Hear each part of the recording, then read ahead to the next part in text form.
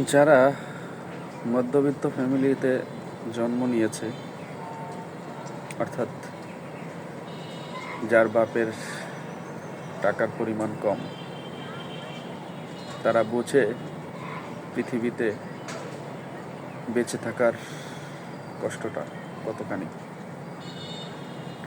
তারা বোঝে মানুষের অবহেলা কতটা।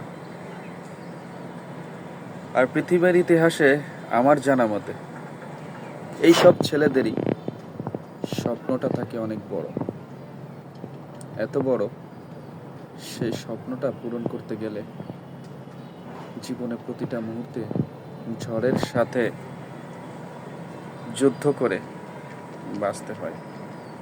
এটাই হলো মধ্যবিত্ত জীবনের ছেলেদের বাস্তবতা।